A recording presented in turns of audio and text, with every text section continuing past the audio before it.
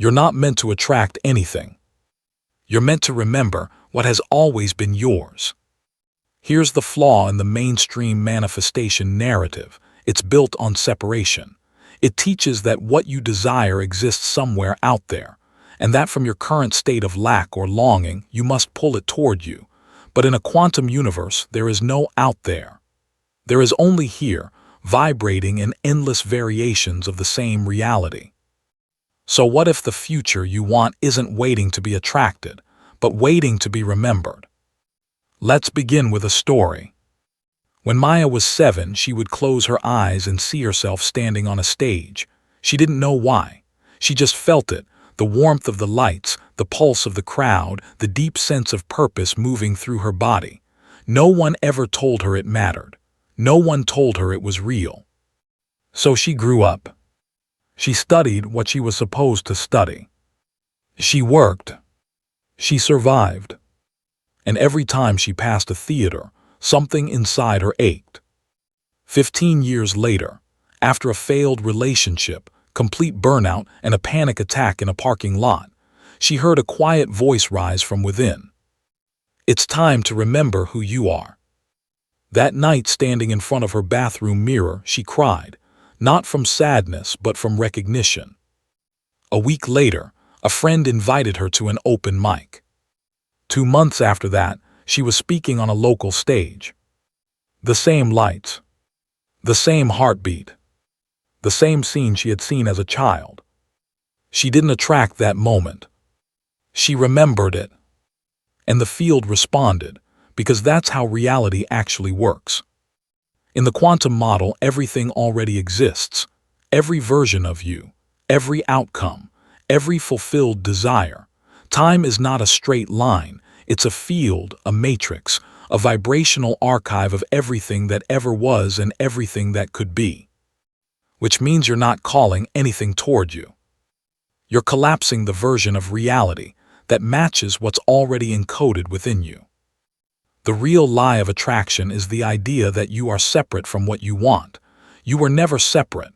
You were only asleep. And the moment you begin remembering, cellularly, emotionally, energetically, what it feels like to already be, already have, already become, the field doesn't hesitate. It reflects. Now let's bring in the science. In quantum physics, particles exist in a state of superposition, pure probability, until they are observed. When observation occurs, the wave collapses into a specific outcome.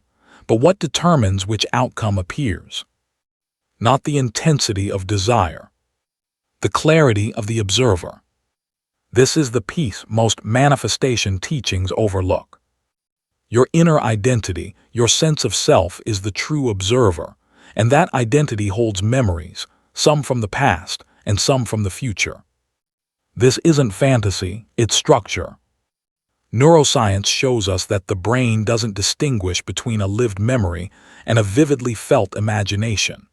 To the nervous system, deeply felt experience is reality. And in the quantum field, when your internal vibration aligns with a specific timeline, that timeline activates. The two systems mirror each other. Your biology and the field are in constant quantum dialogue. So when you remember a future version of yourself with enough emotional charge and coherence, you're not imagining, you're aligning. You're not drawing it to you, you're phasing into it. But here's the paradox that keeps people stuck. They try to visualize their desires from the frequency of not having them. They're still trying to convince themselves, still operating from the wound, from the lack. And the field, being utterly honest, reflects that. So the more they try to attract, the more they reinforce that they don't already have. That's why the ones who surrender, who let go of the chase and drop into remembrance, manifest faster. They're not wishing. They're not begging. They're not chasing. They're simply tuning their instrument to a song they already know and letting the music carry them. Neville Goddard called this living from the end. But even that misses something deeper. Because when you live from the end, you're not just pretending it happened. You're allowing the version of you who already knows to rise within your system and take the lead. You're becoming memory in motion. Let's break it down with a simple metaphor. Imagine your future self as a lighthouse, constantly transmitting a signal across time. That signal is made of frequency, emotion, and identity. Most of the time, your present moment self is too clouded with fear, doubt, overthinking, and identity loops to receive it. But the moment you drop into presence, into breath, into full-body knowing, the static clears. You tune in. The memory floods in like déjà vu. And suddenly, you're not reaching for your future. You're walking inside it. This is why some people manifest miracles with ease. They don't force alignment. They allow memory. They let the memory of wholeness speak louder than the story of separation. And that remembering becomes a vibrational signature that the field cannot ignore. So now ask yourself this. What if what you're trying to create is actually something your soul already experienced? What if the images in your dreams, the flashes in your meditations, the chills in your body when you imagine that future aren't just fantasy, but echoes from another version of you calling you home? And what if the only thing missing is your willingness to remember without needing permission? In the next chapter, we'll dive deep into the quantum field and explore how your future is not a distant possibility, but a stored memory, encoded and accessible not through effort, but through frequency. You don't need to attract what's already yours. You just need to remember who you were before you forgot. You've been taught that memory is something that lives behind you, a relic of the past, stored in the mind, activated by triggers and replayed in moments of nostalgia or regret.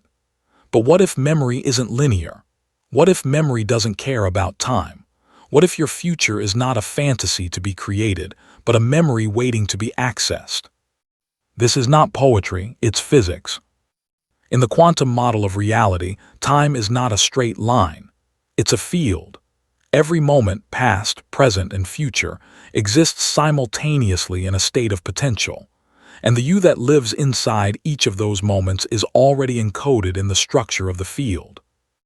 You are not waiting for a future to arrive. You are tuning into the memory of a version of you who already exists in full coherence, beyond the illusion of time. Let's explore how this works. The work of Dr. Amit Goswami, among others, points to a deeper truth about consciousness and the collapse of reality. The observer does not just witness experience. The observer chooses from the field of potential and brings one version into form. But what if the observer is just you in the now? What if the observer is also your future self, collapsing memories backward into your awareness so that your next timeline becomes inevitable? We think of remembering as a passive act, but in the field, remembering is creation. When you remember who you truly are, when you remember the state of being that aligns with your most expanded self, you pull that version of reality into the present with vibrational authority. And here's the part that rewires everything. Your future doesn't come from planning, it comes from recognition. Let me explain with a metaphor. Imagine the quantum field as a massive library, an infinite archive of all possible versions of you. Each version is a different book, a different frequency, a different emotional tone. Most people are wandering through this library blind, picking up random stories, repeating the ones they know, or defaulting to inherited scripts. But then something shifts. You pause, you feel something, a sense of déjà vu, a dream you can't forget, an image that haunts you. That's not imagination. That's a memory file opening. And the moment you emotionally engage with it, the moment your nervous system believes it's real, that book, that timeline, that version of you begins to write itself into your now. This is where science meets mysticism. Studies in quantum cognition suggest that memory may not be stored in the brain at all, but accessed through the field via resonance. Rupert Sheldrake's theory of morphic fields proposes that once a pattern is established, it can be remembered by other systems through non-local resonance. In other words, the memory of your future may not be in your mind, but in the energetic field surrounding you, waiting to be triggered by coherence. And how do you access it? Not through force, not through wishing, but through matching frequency. Emotion is the access point. That's why the memories that stick with you, whether past or future, are always emotionally charged. That's why when you get a flash of your future self, it's not just visual, it's somatic. Your body responds before your mind can explain it. You get goosebumps. Your breath catches. Your heart expands or contracts. These are not signs of imagination. These are physiological responses to remembering something the field already knows. But this raises a deeper question. If the future already exists, then why don't we all remember it? Because the field doesn't just respond to desire, it responds to clarity. And most people are walking through life in an energetic fog, recycled emotions, unprocessed trauma, mental loops, identity masks. They can't access future memories because their system is too entangled with the past. In order to remember the future, you must create space inside your being, space for a new signal to land, space for the unknown to feel safe, space for identity to loosen just enough so a new version of you can emerge. This is why so many breakthroughs happen in stillness, in meditation, in moments of surrender.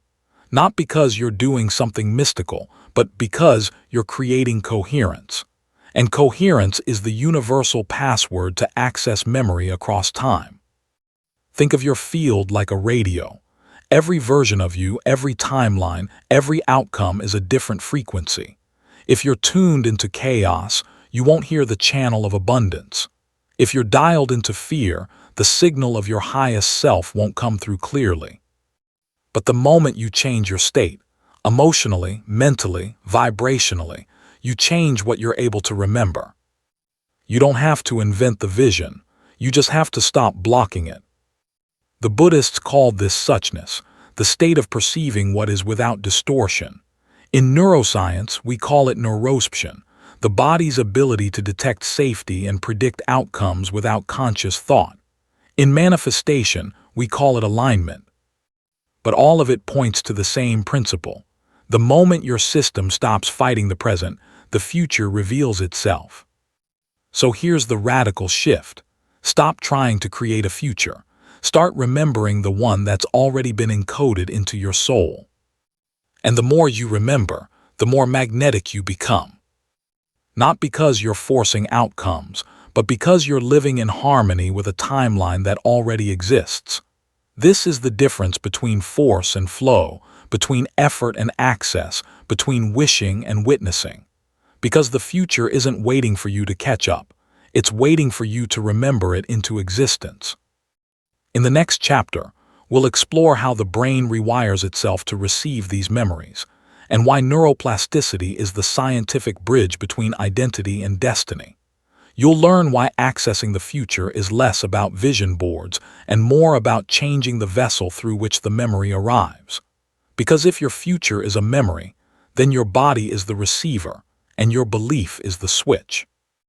There's a silent revolution happening inside you. It doesn't come with fireworks. It doesn't ask for attention. It unfolds in the shadows between synapses, inside the electrical storms of your brain. And yet, it holds the key to collapsing timelines, accessing future memories, and embodying the version of you who already knows.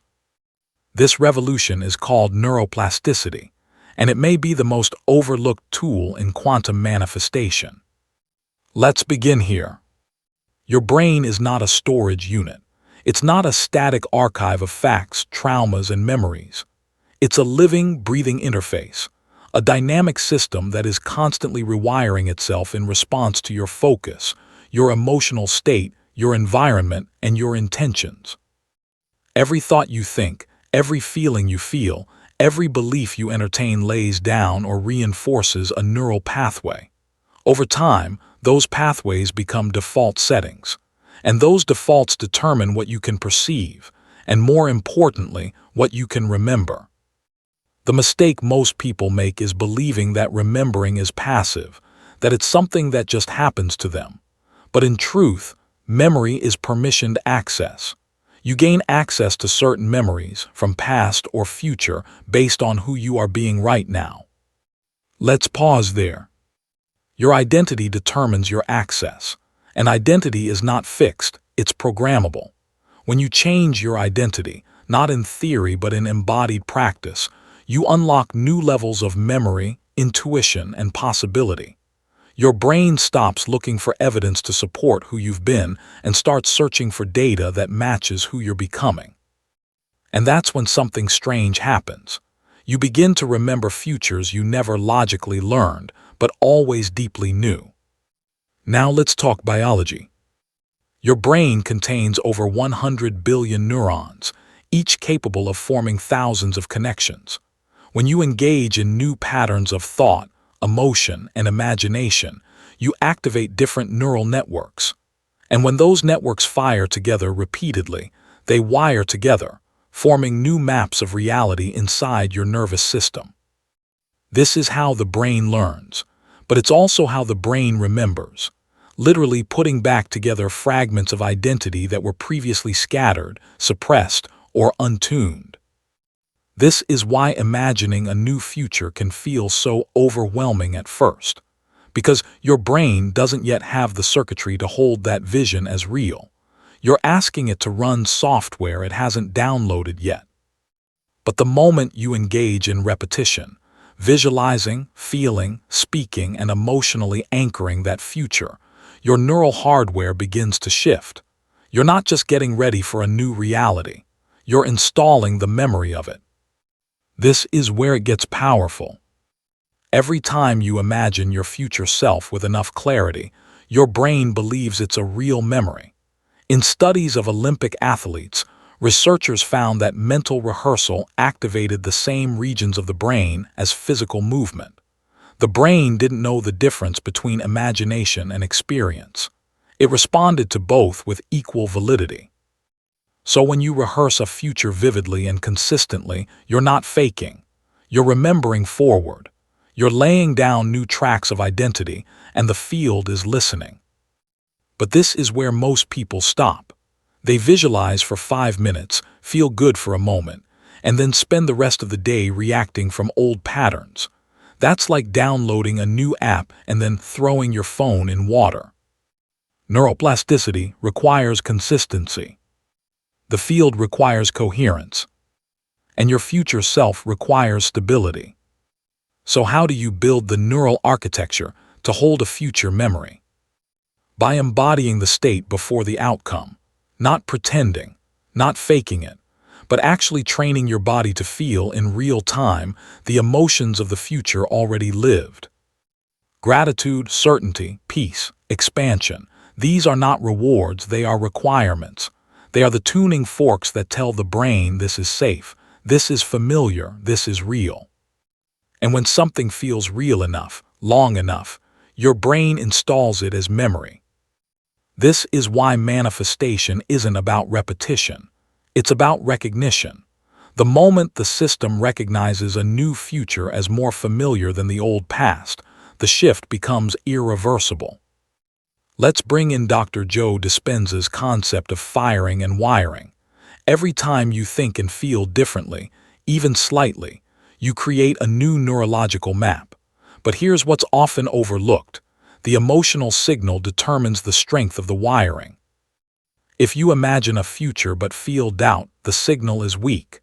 If you imagine it while feeling deep gratitude and joy, the signal is strong. The stronger the signal, the more stable the memory. So yes, you can rewire yourself into a new reality, but you must feel your way into it, not just think about it. That's how the brain learns to expect magic. That's how the body starts to crave alignment. That's how the field starts to mirror back the signal of your becoming. Because when your inner environment changes, your perception of time changes. And when your perception of time changes, you begin to experience nonlinear memory. You wake up knowing something that hasn't happened yet. You feel emotions that don't match your current life, but match your next one. You get flashes of a self you haven't become, but already recognize. And this is where the game changes. Because at that point, manifestation isn't about strategy. It's about familiarity. You're no longer trying to create something new. You're stabilizing something ancient, something already written, something your soul has already lived 1,000 times in other dimensions and is now offering back to you as remembrance. The only thing that ever blocks it is identity. If you keep showing up as the version of you that doesn't believe it's possible, that can't imagine things changing, that's addicted to the old story, your brain will keep playing that loop. But the moment you act from the knowing that it's already done, your system catches up, and the field follows suit. In the next chapter, we'll dive into how the energy of remembering creates magnetic fields around you, fields that not only anchor timelines, but attract confirmation through real-world synchronicities.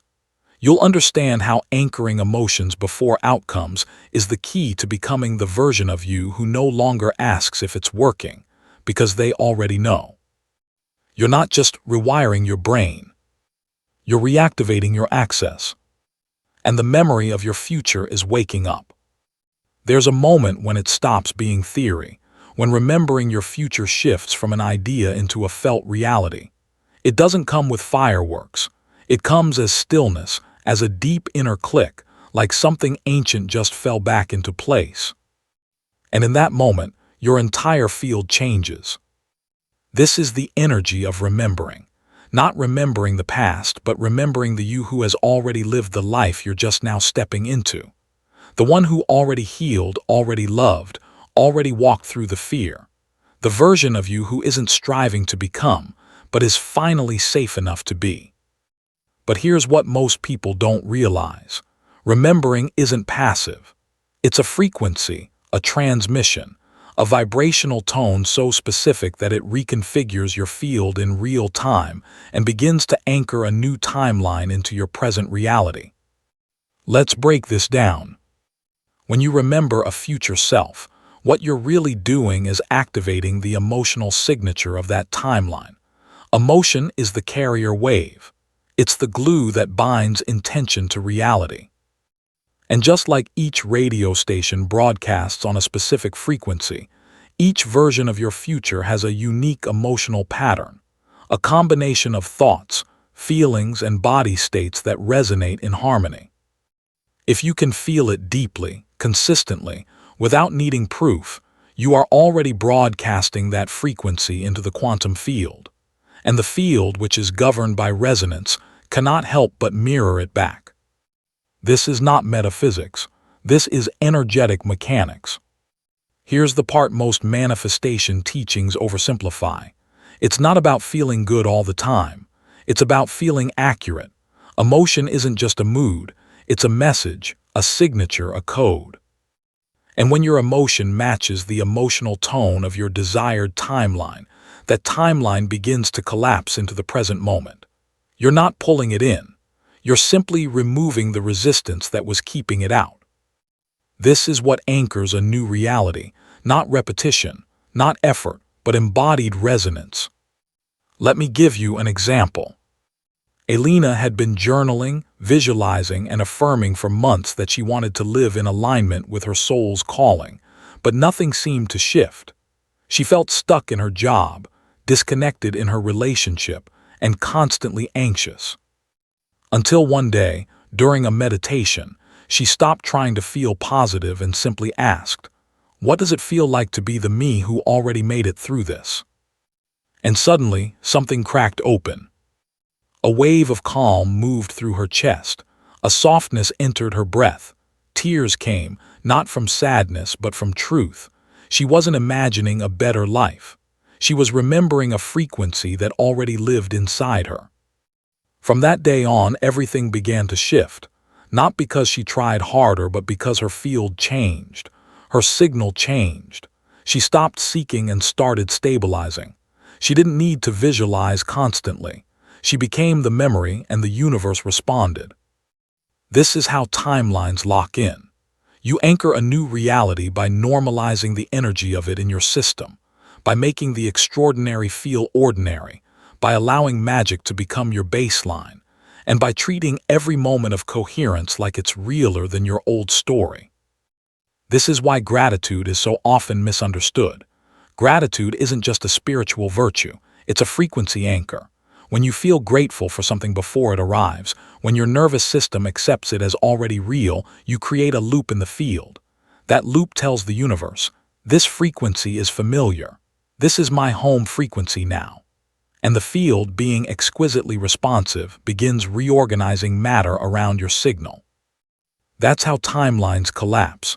That's how the delay ends, not when the external world changes, but when your inner frequency stops waiting.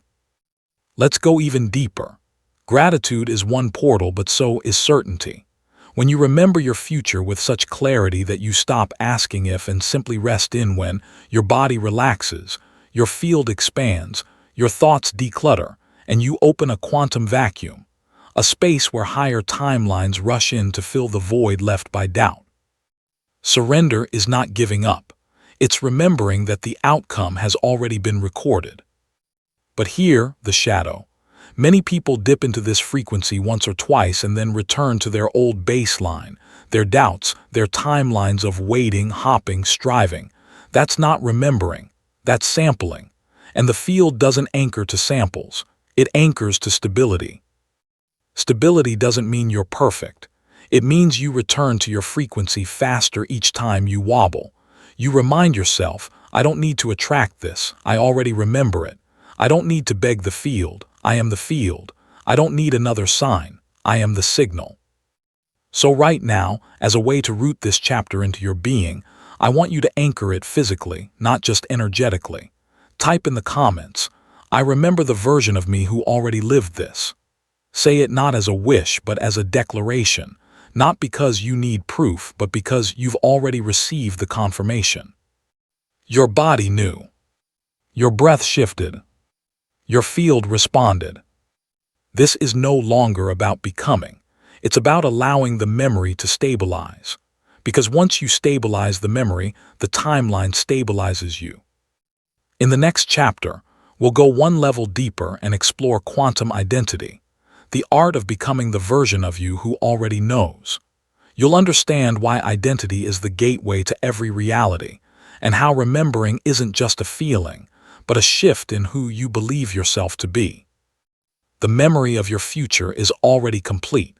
Now you become the one who remembers it with every breath. You can't access a new reality while embodying the identity that created the old one.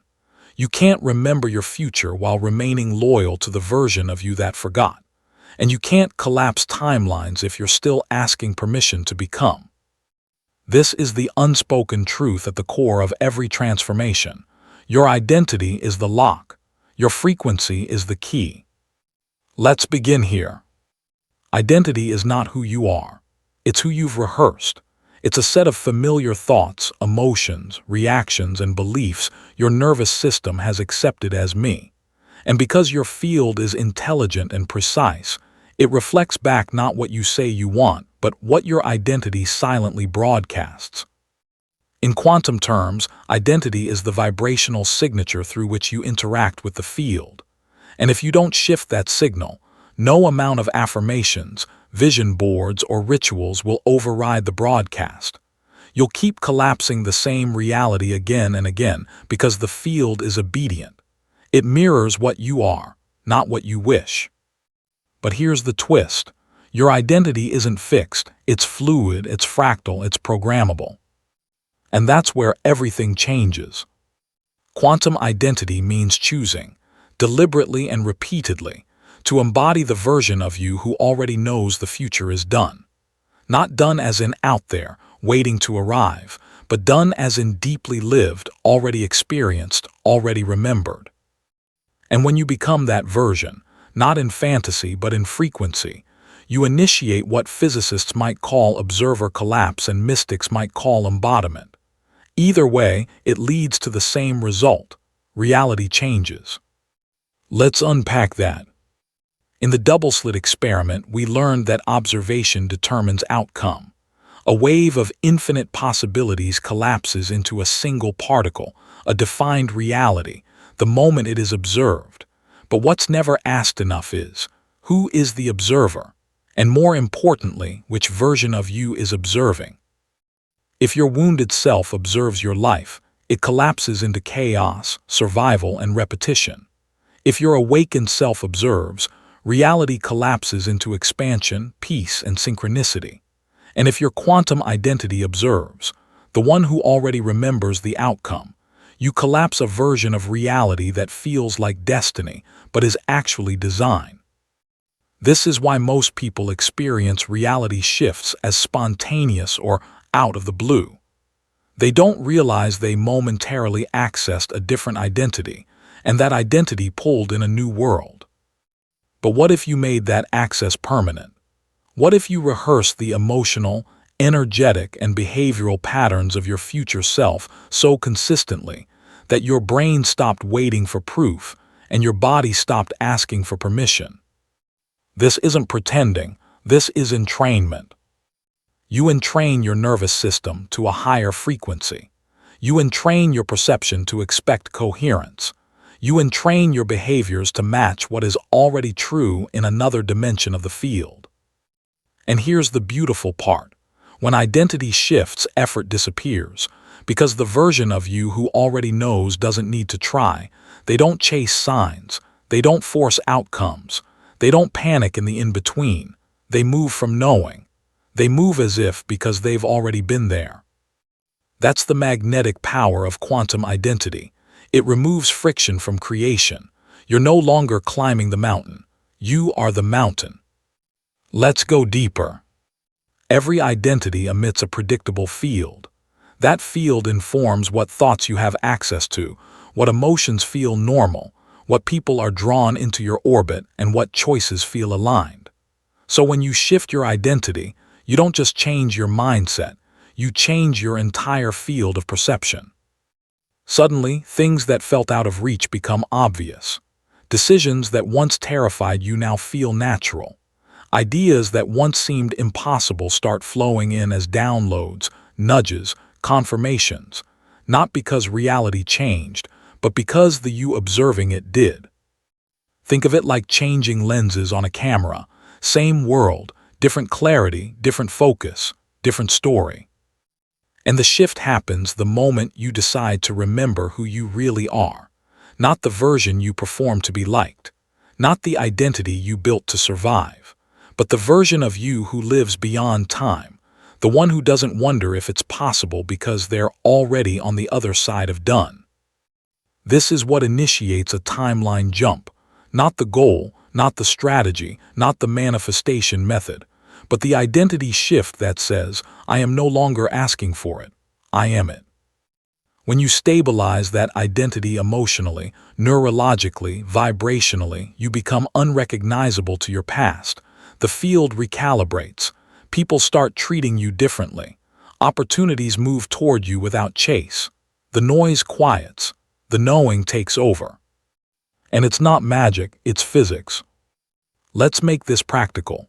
Start with this question. What does my future self no longer believe? Then ask, what does my future self feel daily? And finally, can I generate that now without waiting for conditions to change? Every time you answer those questions with embodiment, you reinforce the new identity. Every time you say no to the old reaction and yes to the new frequency, you strengthen the signal. It's not about perfection, it's about coherence. You don't have to be her, or him, or them all the time. You just have to become impossible to ignore to yourself. Because once you remember who you are, reality has no choice but to remember too. In the final chapter, we'll close the loop. You'll see why you were never lost, never behind, never off track. Because you're not trying to remember your future has been trying to remember you. And now that you've cleared the interference, it's finally coming home.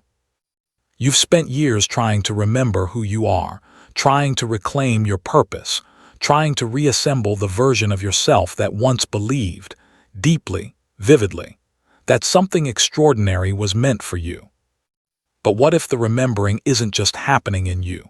What if something is remembering you? What if your future self, the one who's already lived it, already walked it, already wept and won and witnessed the miracle, is the one calling you back into alignment? This isn't just a poetic idea. It's a multidimensional phenomenon, because in the field nothing is ever truly forgotten, only obscured. And when the fog clears, when the noise quiets, the version of you that always knew begins to reemerge. You start to see signs, not because the universe suddenly woke up, but because you did. You begin to feel a strange sense of familiarity in moments you've never lived, because your future self is sending echoes back in time. Subtle at first, then stronger. A repeated number, a name whispered in a dream, a chance encounter that rearranges your perception. You're not being given a new life. You're being invited back to the one that's always been yours. You see, remembering isn't about retrieving lost information. It's about dissolving the interference that blocked the resonance, the interference of doubt, of trauma, of identities you inherited but never chose, of timelines you tolerated but never belonged to. But the moment you let go, even for a second, of the idea that you're broken, behind, or off track, a portal opens. And through that portal, your future self steps forward, not as a concept, but as a current, a frequency, a magnetic pull toward the version of you who already became.